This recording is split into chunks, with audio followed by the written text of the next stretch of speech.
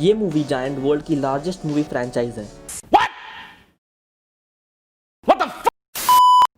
Sorry, second largest. Hello everyone, you watching screen sick और आज हम रिव्यू करने वाले हैं 2020 की one of the best show the Mandalorian का।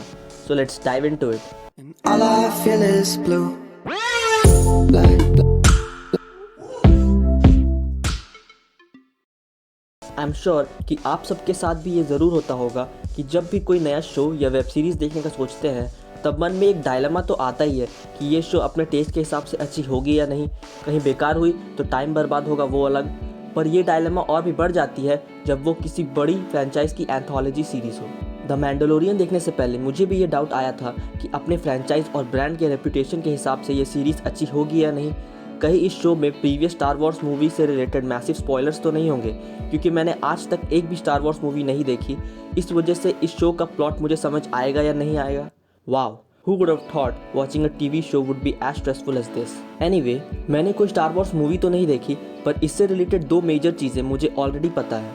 First, no Luke, I am your father, and second, And may the force be with you. और मुझे ही नहीं, I think every Star Wars virgin at least knows these two facts.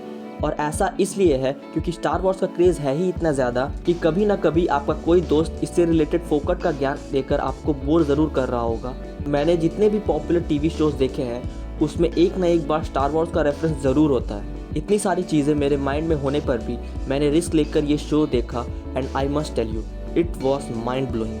This was one of the few best things in this whole crappy year. इस show का plot revolve करता है एक Mandalorian के अराउंड जो कि एक प्राउड वॉरियर ग्रुप से बिलोंग करता है। ये सीरीज़ पोस्ट एम्पायर की स्टोरी पर बेस्ड है, जिसमें हमारा प्रोटैगनिस्ट एक बहुत ही स्किल्ड और टॉप टियर बाउंटी हंटर है जो कि एक इंडिपेंडेंट ऑर्गेनाइजेशन द गिल्ड के लिए काम करता है। एक दिन मैंडलोरियन को एक बहुत ही वैल्यूएबल एसेट को ढूंढने का मिशन मिलता है, जिसे कई और हंटर्स ने लाने की कोशिश की पर वो फेल हो गए।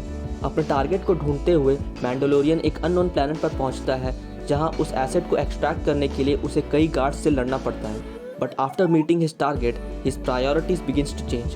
Turns out that his target was none other than a small child that looked like a baby Yoda. और फिर यहाँ से उनकी जर्नी स्टार्ट होती है। इस शो का हर एपिसोड एक सेपरेट थ्रिलिंग एडवेंचर है जो कि कभी भी बोरिंग नहीं होता। Every episode has over-the-top action sequences and great visual effects. Each and every moment of this show is like a visual treat for the eyes. It just keeps getting better. Plus baby योडा का charm तो आपको दोनों season से बिल्कुल hooked रखेगा। इस show का viewing experience काफ़ी ज़बरदस्त और बहुत ही डिफरेंट लगेगा, और उसका रीज़न है स्टार वॉर्स पर बेस्ड मैजिकल यूनिवर्स। साई-फाई और क्रेजी वीएफएक्स तो एमसीयू में भी है, पर ये फ्रेंचाइज बाकी सभी से इतना स्टैंड आउट क्यों करती है?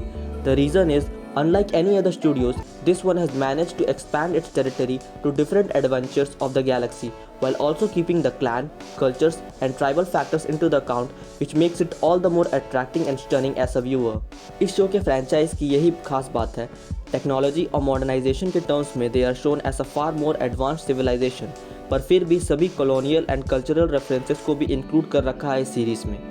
जो भी व्यूअर्स ये सोचकर इस शो को नहीं देख रहे हैं कि स्टार वॉर्स देखे बिना ये शो समझ आएगी या नहीं, तो don't worry, go ahead and watch it. इस शो की स्टोरी को ऑलमोस्ट अलग रखा गया है। एज अ न्यूबी मुझे तो इस शो में कुछ भी मिसिंग या अनअंडरस्टैंडेबल नहीं लगा। यार कई बार ऐसा होता है कि आर्टिस्ट की शक्ल देखकर भी उसकी एक्टिंग पसंद नहीं आती, पर इस शो में तो पूरे फर्स्ट सीजन में एक बार भी प्रोटैगनिस्ट का चेहरा नहीं दिखाया गया, पर बॉस उनकी एक्टिंग ने तो दिल जीत लिया। Pedro pascal behind the helmet जिन्होंने मैंडलोरियन का रोल प्ले किया था, उनकी परफॉर्मेंस काफ़ी इम्पैक्टफुल रही। जिस तरह उन्होंने अपने वॉइस का tempo through out the series maintain करके रखा, his body language, the way he walked, the way he fought, he made us believe completely that he is the Mandalorian. इस शो के बाद सभी फैंस पर तो जैसे पेड्रो पास्कल का फीवर सा छा गया है। एवरीबडी इज रेजिंग टू सी मोर। दिसंबर में एंड हुई सीजन 2 के फाइनल एपिसोड को देखकर तो आई एम श्योर कि सारे स्टार वॉर्स फैंस को तो एकदम ऑर्गेज़म सा ही आ गया होगा। You know what I mean. This show was so great that I have no words and I wasn't even able to pick out anything wrong with it, and I can't wait to start watching Star Wars. इस show के creator Jon Favreau, जिन्होंने first 2 iron movies बनाई थी, उनकी जितनी तारीफ करे कम है। इस शो के अब तक बस 2 सीजन्स आए हैं और नेक्स्ट सीजन दिसंबर 2021 में आएगा, and this show is only available on Disney+ Hotstar. I absolutely recommend you to watch this show now and leave your opinion on this show on the comment section below. That's it for today. If you enjoyed the video, please do give it a like and don't forget to subscribe to my channel. Thanks for watching.